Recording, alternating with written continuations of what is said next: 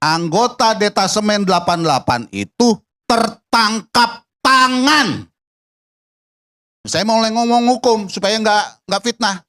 Tertangkap tangan satu orang, walaupun yang satu lagi katanya perwira lari, kemudian yang 5 lagi walahu alam, ya kan? Tapi kan itu tertangkap tangan, jadi ini supaya nggak fitnah, proses hukum. Dan ingat, dia tidak langsung dilepas, walaupun sudah saling telepon antar pimpinan, karena Pak Febri telepon Kabar Eskrim, nggak ada perintah. Nggak ada perintah. Jadi dia nggak langsung lepas. Dan ingat, saya seyakin-yakinnya, karena saya tahu bagaimana kemampuan Pak Febri. Itu kan juga ada handphone, bos. Ya, isinya kan ada dong.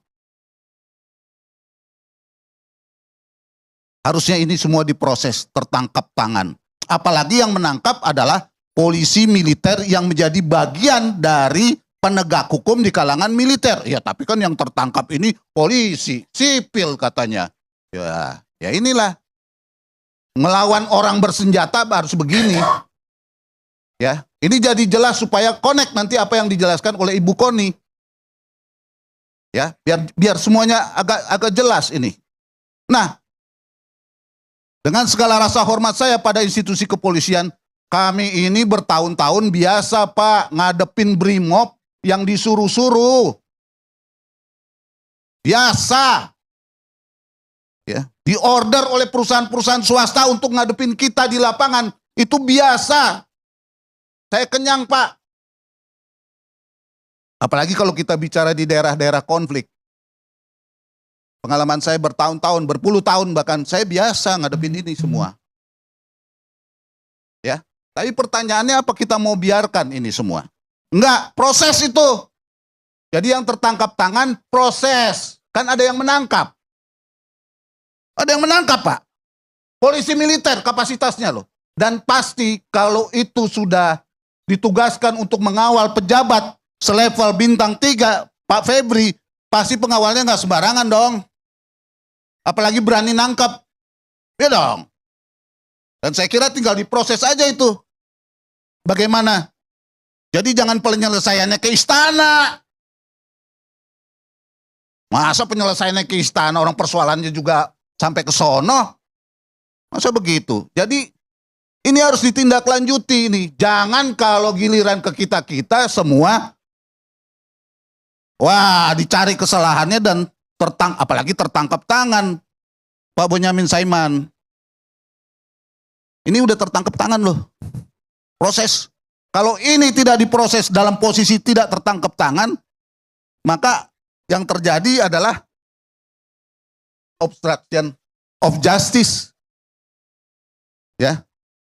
Dan saya harus ingatkan, karena yang melakukan ini adalah orang-orang yang diberikan kewenangan oleh hukum dan oleh atasannya memegang senjata. Memegang senjata. Ya.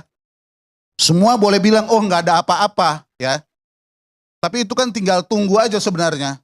Saya sebagai orang yang agak kesel lihat keadaan, sebenarnya saya menunggu tembak-menembak.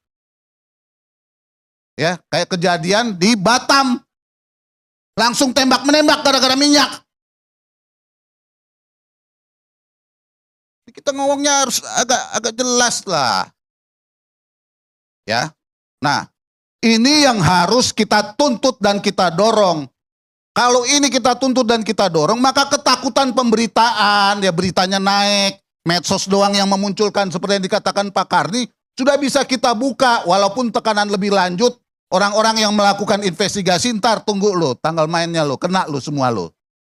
Dan biasanya Republik ini kalau udah pada kena semua baru melawan. Ya. Menurut saya kita harus sudah mulai mendorong ini. Nah, menurut saya apa yang jadi begini. Saya mulai start karena Komisi 3 kita udah bicaranya menegakkan sesuatu yang mendasar. Saya kira Kejaksaan Agung ini baru mulai kelihatan tegak setelah DPR memberikan undang-undang kejaksaan yang baru, dia membangun kewenangan dominus litis. Karena sebelumnya saya biasa mendengarkan